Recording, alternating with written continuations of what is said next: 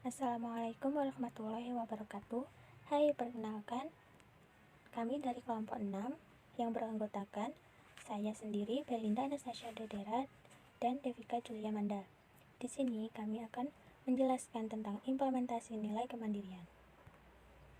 Pengertian dari kemandirian yaitu, secara umum, kemandirian adalah suatu keadaan yang mampu mengurus atau mengelola dan menyelesaikan masalahnya sendiri tanpa bergantung kepada pihak lain. Dalam kamus psikologi, kemandirian berasal dari kata independen, yang diartikan sebagai suatu kondisi tidak bergantung kepada pihak lain dalam menentukan keputusan serta memiliki sikap percaya diri. Dalam sudut pandang kehidupan berbangsa dan bernegara, kemandirian dapat diartikan sebagai suatu sikap atau mindset nasionalisme, kemerdekaan, dan kedaulatan yang mengutamakan kepentingan nasional tetapi mengambil manfaat interdependensi global. Kemandirian memiliki beberapa aspek, yaitu yang pertama aspek emosi, yang ditunjukkan dengan kemampuan mengontrol emosi dan tidak tergantung kebutuhan emosi orang lain. Yang kedua aspek ekonomi, ditunjukkan dengan kemampuan mengatur ekonomi dan tidak tergantung kebutuhan ekonomi orang lain. Yang ketiga aspek intelektual, ditunjukkan dengan kemampuan mengatasi berbagai masalah yang dihadapi dan kemampuan mengembangkan daya kreasi dan inovasi. Yang terakhir yaitu aspek sosial, yang ditunjukkan dengan kemampuan untuk mengadakan interaksi dengan orang lain dan tidak mengganggu aksi orang lain. Kemandirian suatu bangsa sangat ditentukan oleh beberapa faktor, yaitu 1. Kemampuan daya saing yang terkait dengan kualitas sumber daya manusia dan kemampuan inovasi. 2. Tersedianya lapangan kerja dan kesempatan kerja. 3. Kemampuan dan penguasaan ilmu pengetahuan dan teknologi. 4. Pengembangan kualitas produk lokal dan pasar lokal. 5. Pengelolaan sumber daya alam, energi yang efektif, efisien, dan berwawasan lingkungan. Yang keenam, pengelolaan pangan nasional yang efektif dan berkelanjutan. Yang ketujuh, pengembangan sikap kewirausahaan.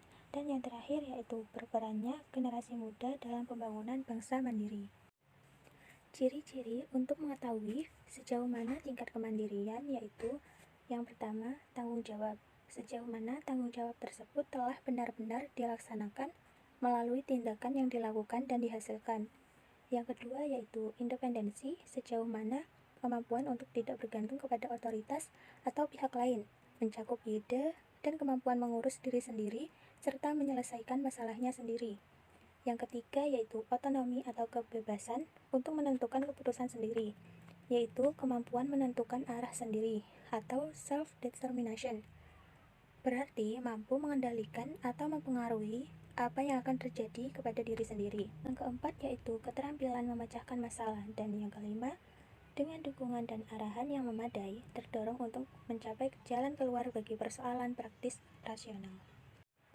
Peningkatan daya saing bangsa ke akses globalisasi. Untuk mencapai kemandirian bangsa di era globalisasi diperlukan dua syarat mutlak, yaitu bangsa tersebut harus memiliki daya saing yang tinggi. 2. Bangsa itu harus sanggup untuk terus menumbuh kembangkan akses ke globalisasi atau global access. Visi Indonesia tahun 2025 adalah ingin menjadikan Indonesia sebagai negara yang mandiri, maju, adil, dan makmur. Namun, mandiri bukan berarti berdikari yang mengerjakan secara swadaya semuanya, tetapi meminimumkan ketergantungan kepada dunia luar, terutama sumber daya dan sektor strategis.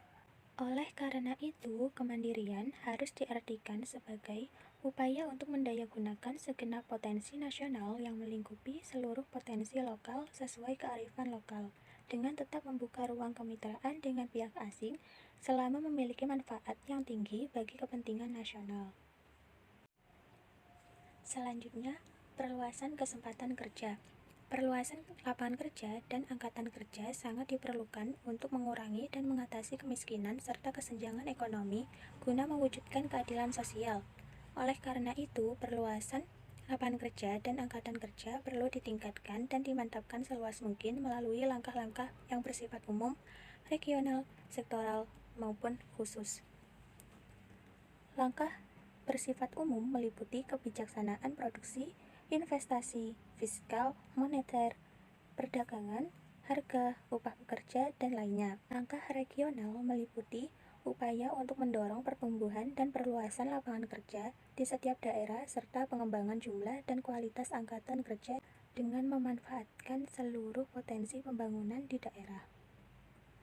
Sedangkan langkah sektoral meliputi menyangkut kebijaksanaan pembangunan di sektor pertanian, industri, dan jasa yang berorientasi pada perluasan lapangan kerja sebesar mungkin di sektor tersebut.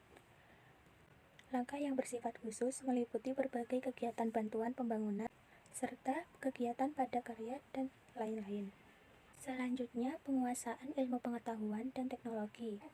Pengembangan dan penerapan teknologi haruslah disesuaikan dengan prioritas pembangunan dan diarahkan kepada pemilihan teknologi tepat guna yang dapat mendorong peningkatan kemampuan dan produktivitas nasional, nilai tambah pertumbuhan ekonomi, perluasan lapangan kerja, perluasan hasil-hasil pembangunan, dan penggunaan alat-alat produksi dalam negeri. Penggunaan teknologi canggih harus diterapkan, namun pemilihan dan penerapannya harus memperhatikan nilai-nilai budaya bangsa, kondisi sosial bangsa dan kearifan lokal yang ditunjukkan untuk meningkatkan efisiensi dan produktivitas, daya saing di tingkat internasional, serta dalam mempersiapkan landasan yang kokoh bagi tahap-tahap pembangunan di masa depan. Hal ini dipandang penting mengingat negara Indonesia pada tahun 1998 pernah mengalami embargo alutsista dengan alasan tuduhan pelanggaran hak asasi manusia yang selanjutnya berakibat kepada menurunnya kemampuan Tentara Negara Indonesia dalam tugas-tugas pertahanan negara. Pengembangan kualitas produk dan pasar lokal. Dunia usaha nasional meliputi usaha negara, koperasi, dan usaha swasta yang harus dikembangkan menjadi usaha yang sehat dan tangguh. Diarahkan untuk mampu meningkatkan kegairahan dan kegiatan ekonomi serta pemerataan pembangunan dan hasil-hasilnya, memperluas lapangan kerja, meningkatkan taraf hidup dan kesejahteraan rakyat, memperkokoh persatuan dan kesatuan bangsa, serta memantapkan ketahanan nasional. Kemudian pengelolaan sumber daya alam yang efektif, efisien, dan berwawasan lingkungan. Pemeliharaan dan pengembangan lingkungan hidup harus dilakukan dengan cara rasional antara lain. 1. Memanfaatkan sumber kekayaan alam yang dapat diperbarui dengan bijak dan efisien sesuai dengan kebutuhan. 2. Memperhitungkan pemanfaatan sumber daya alam yang tidak dapat diperbarui secara efisien dan tepat serta mendorong pemanfaatan energi alternatif terbarukan untuk penghematan. 3. Pendaur ulangan terhadap bahan-bahan hasil karya memenuhi kebutuhan manusia guna efisiensi dan upaya meminimalisasi pencemaran maupun kerusakan lingkungan hidup. 4. Membatasi produk kebutuhan manusia yang sulit dihancurkan secara alami oleh jasa teknik. 5. Melaksanakan etika lingkungan berdasarkan falsafah hidup secara damai dengan alam.